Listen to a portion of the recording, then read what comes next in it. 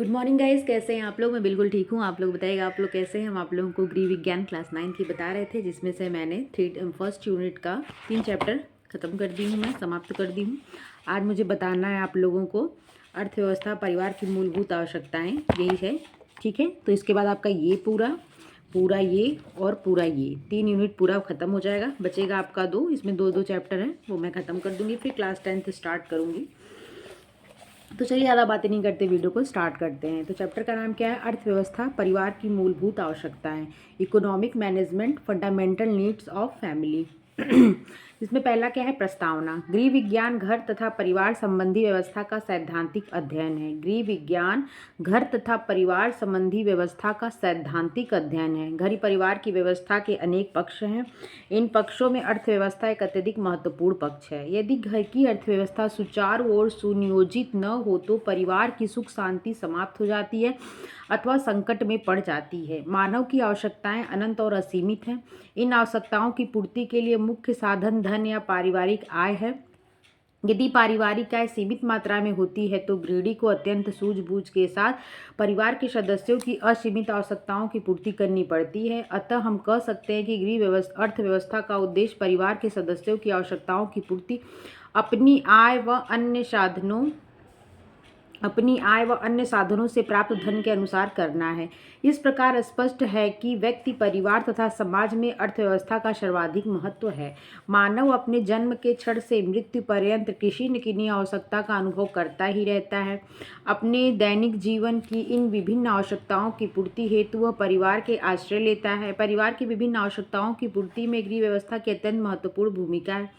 ये कुछ चीज़ें दी हुई हैं, जैसे मतलब अर्थव्यवस्था की महत्वपूर्ण भूमिका क्या है, इसी के बारे में बताया है। मेन पॉइंट यहाँ से शुरू होता है। देखिए, अर्थव्यवस्था का अर्थ तथा महत्व। अर्थव्यवस्था का अर्थ निम्न परिभाषा से स्पष्ट होता है। निकिल और डार्सी के अनुसार परिवार की आय तथा व्यय पर नियंत्रण होना तथा आय का गृह के सृजनात्मक कार्यों में व्यय करना गृह अर्थव्यवस्था कहलाता है। निकिल और डार्सी ने क्या कहा कि परिवार की आय तथा व्यय पर नियंत्रण, जो नियंत्रण होता है ना, कंट्रोल, तथा आय का गृह के सृजनात्मक कार्यों में व्यय करना गृह अर्थव्यवस्था। कहने का मतलब जो आप आय और व्यय करते हो उस पर क्या होना चाहिए? नियंत्रण होना चाहिए। मतलब जितनी आपकी लंबी चादर है उतना ही पैर फैलाना चाहिए। ऐसा ना हो कि चादर छोटी हो, पैर फैला दी और पैर बाहर हो गया, नहीं। कहने का मतलब जितना आय है उसी के अकॉर्डिंग व्यय करना चाहिए और प्लस बचत का भी प्रावधान रखना चाहिए। एंजिल लॉ में यही चीज़ नहीं है, बचत के प्रावधान को महत्व नहीं दिया गया, लेकिन क्या होना चाहिए? आय और व्यय के साथ बचत का भी प्रावधान रखना चाहिए। जब आप बचत का प्रावधान रखेंगे तो क्या होगा? सृजनात्मक मतलब होता है नए कार्य। तब आप नए कार्यों पे क्या कर सकते हैं? कुछ व्यय कर सकते हैं, क्योंकि आपके पास बचत हो रही है और आप कुछ नया सोच सकते हैं। उसी को क्या कहते हैं? तो गृह अर्थव्यवस्था कहते हैं। किसने कहा? तो निकिल और डार्सी ने। अर्थव्यवस्था का महत्व। परिवार की कुशल संचालन, जीवन स्तर तथा सुख समृद्धि बहुत कुछ परिवार की अर्थव्यवस्था पर निर्भर करता है। यह गृहिणी का उत्तरदायित्व होता है कि वह अर्थव्यवस्था को बुद्धिमत्ता से संतुलित करे। यदि उसकी आय व्यय का संतुलन ठीक रहता है तभी परिवार की आवश्यकताओं की अधिकतम संतुष्टि होती है। अन्यथा आय से अधिक व्यय होने पर परिवार के ऋण के बोझ में दब जाता है। वही कहने का मतलब कि अगर आय जितनी है, अगर आप उतना व्यय करते हैं तो वो संतुलित बजट के अंतर्गत आता है। अगर आपके पास आय जितना है उसमें से खर्च करने के बाद आप बचत करते हैं तो वो बचत का बजट आता है। लेकिन अगर आपके पास आय जितनी है उससे ज़्यादा आप व्यय करते हैं तो उसे क्या कहते हैं? तो उसे घाटे का बजट कहते हैं। ठीक है, तो ये 3 चीज़ें हैं, कुछ याद रखिएगा आप लोग। प्रायः परिवार में अर्थव्यवस्था की पूर्ति के लिए पुरुष की आय के रूप में धन अर्जित करने के लिए प्रयत्न करता है। गृहिणी उसकी व्यवस्था करती है। अतः उसे हमेशा याद रखना चाहिए कि तेते पाँव पसारिए जेती लंबी शॉर्ट, जो मैं आपको बात बताई कि उतना ही पैर फैलाना चाहिए जितनी लंबी आपकी क्या हो, मतलब चादर हो, या जितनी उतना ही अपने मन को बढ़ाइए, उतना ही इच्छाएं रखिए, उतना ही आवश्यकताओं की पूर्ति के बारे में सोचिए जितने आपके पास धन हो, आपके पास बजट हो। ठीक है, घाटे के बजट के बारे में मत सोचिए कि मेरे पास इतना है तो मैं इतना कर्ज लेके ये अपनी ज़रूरत पूरी कर लेती हूँ। ऐसा कभी नहीं होना चाहिए। ऐसा जो करते हो क्या करते हैं, फिर भविष्य में क्या होते हैं? हमेशा परेशानियों का ही सामना करते हैं। वास्तव में कुशल अर्थव्यवस्था ही परिवार के उद्देश्य सुख शांति की पूर्ति कर सकती है। इस दृष्टि से गृह व्यवस्था में कुशल अर्थव्यवस्था का बहुत महत्वपूर्ण स्थान है, जिनके निम्न कारण है। नंबर 1, अर्थव्यवस्था एक प्रक्रिया है। अर्थव्यवस्था क्या है? यह एक प्रक्रिया है परिवार की अर्थव्यवस्था एक अत्यंत जटिल प्रक्रिया है जिसमें अनेक प्रकार से आय का नियोजन, नियंत्रण और मूल्यांकन किया जाता है।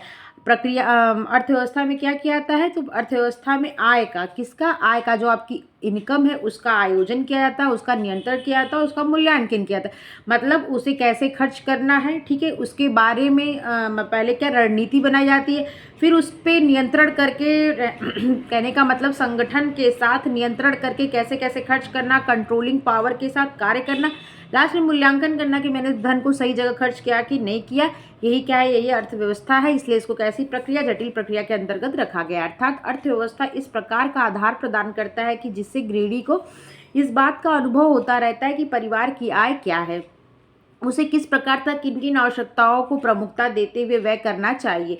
वैसे यह कार्य बड़ा सरल जान पड़ता है, परंतु इसको व्यवहार में लाने में बड़ी कुशलता व बुद्धिमत्ता की आवश्यकता होती है। थोड़ी भी असावधानी से परिवार की पूरी अर्थव्यवस्था गड़बड़ा जाने का भय रहता है। अतः गृहिणी तथा सभी सदस्यों को इस ओर पूर्ण सतर्क रहना चाहिए। दूसरा आता कर्ता की भूमिका, मतलब जो किसी कार्य को कर रहा हो।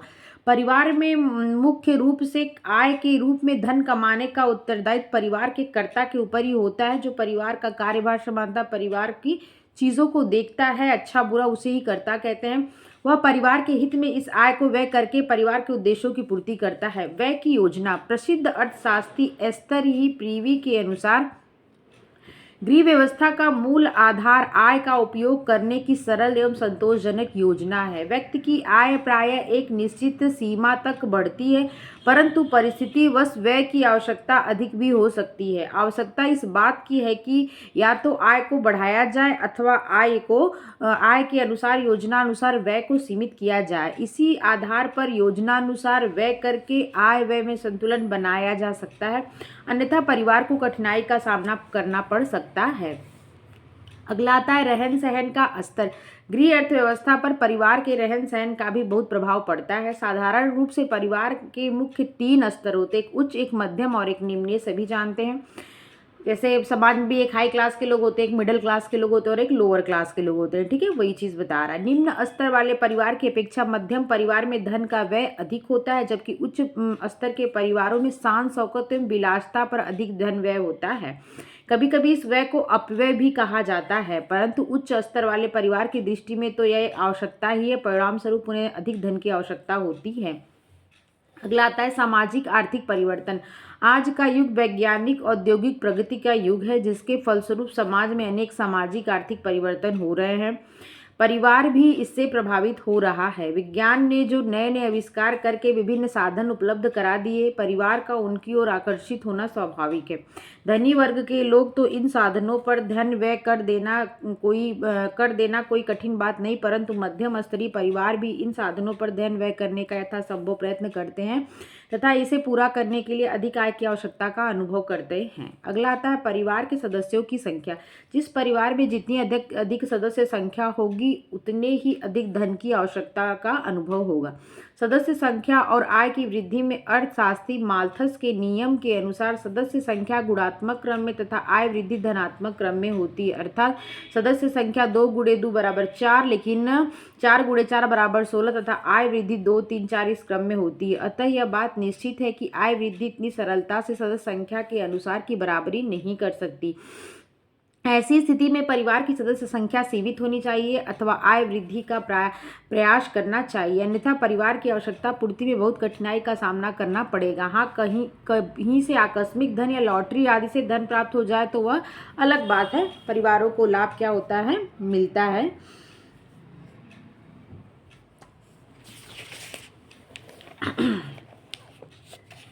अगला था अधिकतम उपयोग तथा उपभोग। परिवार की अर्थव्यवस्था की सफलता इस बात पर भी निर्भर है कि मितव्ययिता के आधार पर न्यूनतम व्यय से अधिकतम लाभ प्राप्त किया जाए। गृहिणी को जो भी मानवीय तथा अमानवीय साधन उपलब्ध है, उनका अधिकाधिक उपयोग करके परिवार की अर्थव्यवस्था को बनाए रखने का प्रयत्न करना चाहिए। इस प्रकार एक सफल गृह व्यवस्था के लिए नियोजित अर्थव्यवस्था का अत्यंत महत्व। इस प्रकार एक सफल गृह व्यवस्था के लिए नियोजित अर्थव्यवस्था का अत्यंत महत्व है, जिसके द्वारा आज की जटिल परिस्थितियों में परिवार की सुख शांति को बनाए रखा जा सकता है। सफल गृह अर्थव्यवस्था की विशेषताएं। परिवार विभिन्न आर्थिक क्रियाओं का केंद्र होता है। परिवार विभिन्न आर्थिक क्रियाओं का क्या होता है? केंद्र होता है। अतः परिवार की अर्थव्यवस्था होना अनिवार्य है। परंतु प्रश्न यह उठता है कि परिवार में होने वाली आर्थिक क्रियाएं नियमित एवं नियोजित हैं अथवा अनियमित एवं अनियोजित, अर्थात गृह व्यवस्था उत्तम एवं सफल है अथवा निम्न स्तरीय एवं असफल। इस मूल्यांकन के लिए सफल गृह व्यवस्था अर्थव्यवस्था की मुख्य विशेषताओं को जानना आवश्यक है। सफल या उत्तम गृह अर्थव्यवस्था की मुख्य विशेषताएं निम्न वर्णित है। नंबर 1, अर्थव्यवस्था में मूलभूत आवश्यकताओं की को प्राथमिकता। वैसे तो व्यक्ति एवं परिवार की आवश्यकताएं अनगिनत होती हैं तथा निरंतर बढ़ती रहती है, परंतु कुछ आवश्यकताओं को उनके जीवन के लिए महत्व को ध्यान में रखते हुए मूलभूत अथवा मौलिक आवश्यकताएं स्वीकार किया जाता है। रोटी, कपड़ा और मकान को इसी वर्ग की आवश्यकता माना जाता है। ये ऐसी आवश्यकताएं हैं जिन पर व्यक्ति एवं परिवार का जीवन निर्भर करता है। सफल अर्थव्यवस्था के अंतर्गत परिवार की इन मूलभूत आवश्यकताओं को सर्वाधिक महत्व दिया गया है तथा इनकी पूर्ति को रोटी, कपड़ा और मकान कैसी आवश्यकता है? मूलभूत आवश्यकता है। इस चीज़ को भी याद रखिएगा। सर्वाधिक महत्व दिया गया है, इनकी पूर्ति की प्राथमिकता दी जाती है। यदि किसी गृह व्यवस्था में परिवार की मूलभूत आवश्यकताओं की अवहेलना की जाती है तो इस अर्थव्यवस्था को सफल अर्थव्यवस्था नहीं कहा जा सकता। निम्न एवं मध्यम आय वर्ग वाले परिवारों की अर्थव्यवस्था के संदर्भ में इस विशेषता का सर्वाधिक महत्व होता है। दूसरा नंबर आता है आवश्यकताओं की समन्वित पूर्ति। निसंदेह प्रत्येक परिवार की अनंत आवश्यकताएं होती हैं तथा सामान्य रूप से अर्थव्यवस्था के निर्धारण में अधिक से अधिक आवश्यकताओं की पूर्ति के लिए प्रयास किए जाते हैं। उत्तम एवं सफल अर्थव्यवस्था उस अर्थव्यवस्था को कहा जाता है जिसमें आवश्यकताओं की पूर्ति के प्रति समन्वित दृष्टिकोण को अपनाया जाता है। इस प्रकार दृष्टिकोण के अंतर्गत किसी एक आवश्यकता की पूर्ति एवं सामान्य से अधिक बल नहीं दिया जाता। सफल अर्थव्यवस्था के अंतर्गत परिवार की विभिन्न आवश्यकताओं को समन्वित ढंग से पूरा करने का प्रयास किया था। तीसरा है पारिवारिक आवश्यकताओं को प्राथमिक निर्धारित करना। ठीक है, व्यय करते समय आय को ध्यान में रखना। ये सब चीज़ें कुछ इंपॉर्टेंट है जो कि घरेलू है, इसलिए मैं इसको ज़्यादा एक्सप्लेन नहीं कर रही। अर्थव्यवस्था में बचत का प्रावधान होना चाहिए। बचत करते समय आय को ध्यान में रखना चाहिए। पारिवारिक संतोष के प्रति सजगता रखना चाहिए। जैसे कहने का मतलब उसकी पारिवारिक संतोष के प्रति सजगता है, किसका अर्थव्यवस्था का एक उल्लेखनीय विशेषता है। सफल अर्थव्यवस्था के अंतर्गत इस बात का प्रयास किया जाता है कि परिवार के सभी सदस्य अधिक से अधिक संतोष प्राप्त करें। किसी भी काम को करने के बाद अगर आपका लास्ट में संतोष प्राप्त होता है तो मतलब मानिए वो क्या है? कार्य सफल है, मतलब मानसिक संतुष्टि। परिवार के सदस्यों में असंतुष्ट होने की स्थिति में अधिक से अधिक व्यवसाय गृह अर्थव्यवस्था भी असफल गृह अर्थव्यवस्था ही कहलाएगी। अर्थव्यवस्था के सिद्धांत क्या क्या है? तो आदिकाल में मानव जीवन बड़ा सरल था। उनकी आवश्यकताएं तथा साधन दोनों सीमित थे, परंतु आज के जटिल जीवन में आवश्यकताओं की निरंतर वृद्धि हो रही है। उन्हें हल करने के लिए विभिन्न साधनों का भी आविष्कार किया गया है। इनका परिणाम यह हुआ है कि जहां पहले कम आय में भी परिवार संतुष्ट रहता था, वहीं आजकल अधिक आय में भी परिवार क्या है? असंतुष्ट है। ठीक है, तो क्या है देख लीजिए। इनकी कुछ मुख्य सिद्धांतों का पालन करें तो समस्या का समाधान भली प्रकार किया जा सकता है। ये सिद्धांत क्या है? तो नंबर 1 है लक्ष्य, नंबर 2 आय का विश्लेषण, नंबर 3 है अल्प तथा दीर्घकालीन योजनाएं। ठीक है, फिर भविष्य का ध्यान, छोटी योजना को प्राथमिकता, सभी सदस्यों की संतुष्टि। एक एक करके देखते हैं। नंबर 1 क्या है? लक्ष्य। प्रत्येक परिवार की सामान्य लक्ष्यों के साथ कुछ लक्ष्य भी होते हैं, कुछ मुख्य लक्ष्य होते हैं, जैसे विवाह, शिक्षा अथवा मकान बनवाना आदि। अतः आय का उपयोग करते समय गृहिणी को इस बात का ध्यान रखना चाहिए कि परिवार के उद्देश्य क्या हैं, उनकी पूर्ति के लिए किन किन आवश्यक मदों पर कितना कितना धन व्यय किया जाए। दूसरा है आय का विश्लेषण। परिवार की आय से परिवार की आवश्यकता की पूर्ति के लिए विभिन्न भौतिक साधनों को खरीदने की शक्ति प्राप्त होती है, जिससे आवश्यकताओं की पूर्ति करके संतुष्टि प्राप्त होती है। अतः इस बात का विश्लेषण कर लेना चाहिए कि आय को किस प्रकार के साधनों पर व्यय किया जाए। अल्प तथा दीर्घकालीन योजनाएं।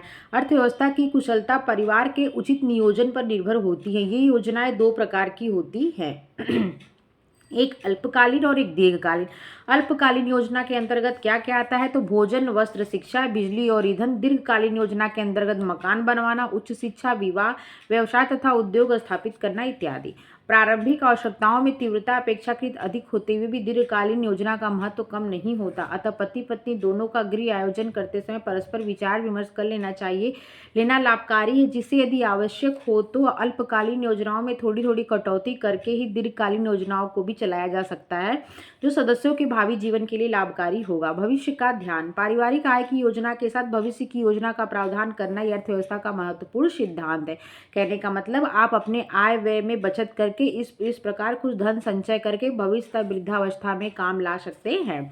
छोटी योजना की प्राथमिकता। छोटी योजना की परिवार में छोटी छोटी योजनाएं अधिक होती है जिनकी पूर्ति करना अत्यंत आवश्यक है। इनके अपूर्ण रह जाने से सदस्यों में बड़ा असंतोष एवं तनाव बढ़ता है। अतः दीर्घकालीन योजनाओं के साथ साथ इन्हें पूर्ण करने का प्रयत्न करना चाहिए। जैसे प्रतिदिन का साग सब्जी दूध आदि की योजना कम महत्वपूर्ण नहीं है। हाँ, उनका कम या अधिक होना आपकी आय पर निर्भर है। सभी सदस्यों की संतुष्टि। परिवार का मुख्य उद्देश्य सदस्यों की आवश्यकताओं की पूर्ति करके उन्हें अधिकतम संतुष्टि प्रदान करना है। अतः आय व्यय का संतुलन इस प्रकार होना चाहिए कि सीमित आय में परिवार के सभी सदस्यों की आवश्यकता पूर्ति हो जाए।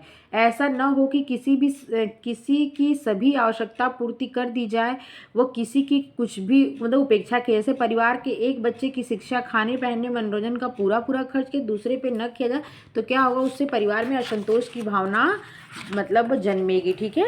अगला आता है अर्थव्यवस्था को प्रभावित करने वाले कारक। क्या क्या अर्थव्यवस्था को प्रभावित करते हैं और किसकी, तो आप परिवार का देख रहे हैं तो उसकी। उत्तम सफल अर्थव्यवस्था को प्रभावित करने वाले कारक। अर्थव्यवस्था की प्रक्रिया को सुचारू रखना। पारिवारिक आय को व्यवस्थित रूप से योजना बनाकर चलाने को अर्थव्यवस्था की प्रक्रिया कहते हैं। अर्थव्यवस्था की प्रक्रिया किसे कहते हैं, तो पारिवारिक आय व्यय को। कहने का मतलब आय व्यय में जब क्या होगा, संतुलन होगा, व्यवस्थित होगा तो उसे क्या कहेंगे, सुचारू रूप से जब योजना बनाकर चलाएंगे तो उसे क्या कहेंगे, अर्थव्यवस्था की प्रक्रिया कहेंगे। इस प्रक्रिया के अंतर्गत आय व्यय में संतुलन रखना आवश्यक है। अतः यह कारक परिवार की अर्थव्यवस्था को गंभीर रूप से प्रभावित करता है। भौगोलिक परिस्थिति। किसी स्थान विशेष की भौगोलिक परिस्थिति के अनुसार मूल आवश्यकताएं भी भिन्न भिन्न होती, जैसे गर्म स्थानों में सूती वस्त्र, ठंडे स्थानों में ऊनी वस्त्रों की आवश्यकता होती है। परिवार के मुखिया की भूमिका। परिवार की अर्थव्यवस्था को प्रभावित करने वाले कारकों में यह कारक भी महत्वपूर्ण है। परिवार की अर्थव्यवस्था को चलाने के लिए मुखिया धन अर्जन करने का प्रमुख कार्य करता है। मुखिया की आय परिवार की अर्थव्यवस्था को मुख्य रूप से प्रभावित करती है। कभी कभी मुखिया के अतिरिक्त परिवार का कोई अन्य सदस्य भी धन अर्जित करता है तो उसकी आय की अर्थव्यवस्था प्रभावित करती है। कहने का मतलब जो उस परिवार में जिम्मेदारी के साथ अपनी जिम्मेदारियों का वहन करता है, अगर उस पर कोई इफेक्ट पड़ता है, बात कहने का मतलब उसकी भूमिका कैसी है, उसका भी क्या होता है, अर्थव्यवस्था पे प्रभाव पड़ता है। किसकी अर्थव्यवस्था, परिवार के। ठीक है। पारिवारिक व्यय उत्तम प्रकार से नियोजित करना। आय के साथ व्यय का नियोजन भी अत्यंत महत्वपूर्ण है। परिवार की आय कितनी भी अधिक क्यों न हो, यदि व्यय नियोजित ढंग से न किया जाए तो अर्थव्यवस्था चरमरा जाती है। अतः व्यय नियोजित भी अर्थव्यवस्था का महत्वपूर्ण कारक है। अगला है रहन सहन का स्तर।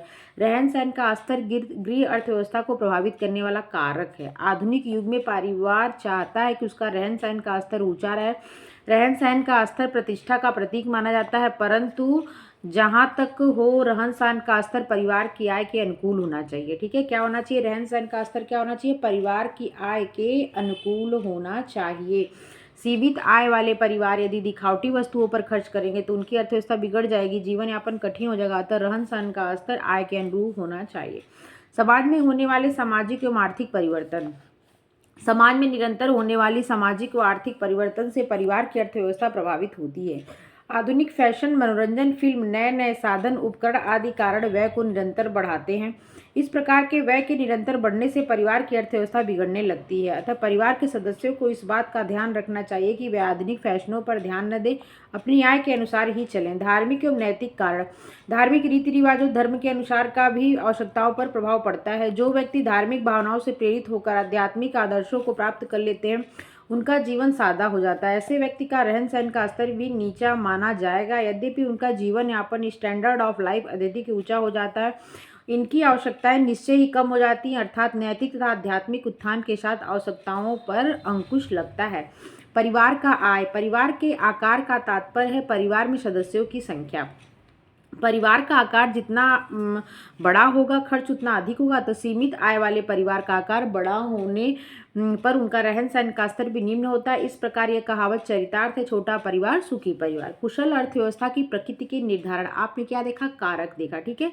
अब सिद्धांत देखा। इसके बाद क्या नंबर आता है, कुशल अर्थव्यवस्था की प्रकृति कैसी होती है। अगर जो किसी के भी घर की व्यवस्था अगर बढ़िया है, कहते हैं ना भैया इनका घर बड़ा सिस्टमेटिक चल रहा है, इनके घर का मुखिया ही बड़ा अच्छा है, जो घर के मालिक हैं वो भाई घर को बड़े अच्छे से लेके चल रहे हैं, तो जो वो अर्थव्यवस्था चल रही है उसमें क्या निर्धारक तत्व है कि जो अर्थव्यवस्था है वो कुशल है या बढ़िया है, या कह सकते हैं कि सक्सेस है। तो उसके कुछ फैक्टर्स होते हैं जिसमें रहन सहन के स्तर का मूल्य, ठीक है। रहन सहन का स्तर आपको पता है 3 प्रकार का होता है, एक उच्च, एक मध्यम, एक निम्न। जिस परिवार में जैसा जीवन स्तर होता है उसी के अनुसार उसकी दैनिक आवश्यकताओं का मूल्य निर्धारण होता है। इसी मूल्य के आधार पर वह अपनी आवश्यकता को निर्धारित करता है। उन्हें उन्हें कहाँ किस प्रकार व्यय करना है उसके मूल्य पर उन्हें अधिक व्यय करना आवश्यक हो जाता है। जैसे घर में फ्रीज व टीवी आने से कुछ विशेष खाद्य पदार्थों, फलों, बिजली व अन्य मेहमानों में आने में वृद्धि होना स्वाभाविक है। मनोवैज्ञानिक स्थिरता।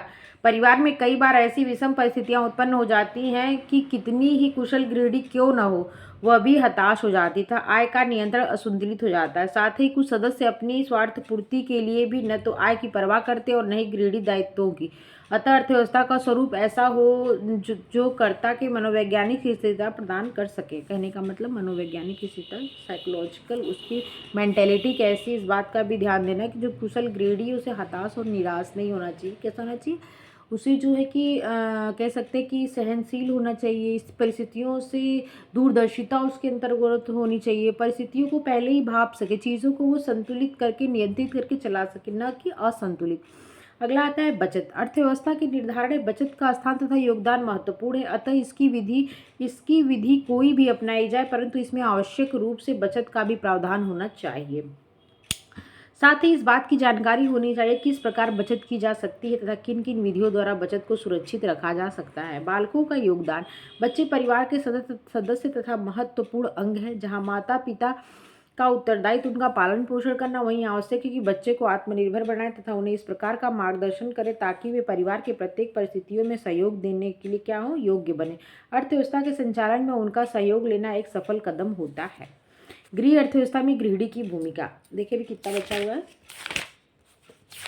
अभी है ये थोड़ा लॉन्ग है, तो मैं भूमिका से कल बताऊंगी, ठीक है। और कल मैं इसको ख़त्म करके फिर अगले दिन मैं नेक्स्ट ये स्टार्ट करना चाहूँगी आप लोगों को, क्या बोलते हैं, जो ये नेक्स्ट यूनिट है यहाँ पे तीसरी, जिसमें तंतु वगैरह ये सब जो यार्न के कपड़े वगैरह जो हल्का हल्का में इसमें दिया हुआ है, तो ये सब चीज़ें मैं थोड़ा आप लोग को बता दूँगी। उसके बाद 10th क्लास स्टार्ट करूँगी ये ख़त्म करने के बाद। चलिए, अगर आप लोग को मेरी वीडियो अच्छी लगती है तो लाइक शेयर सब्सक्राइब कर दीजिएगा। देखने के लिए थैंक यू। अपना ध्यान रखिएगा। Take care.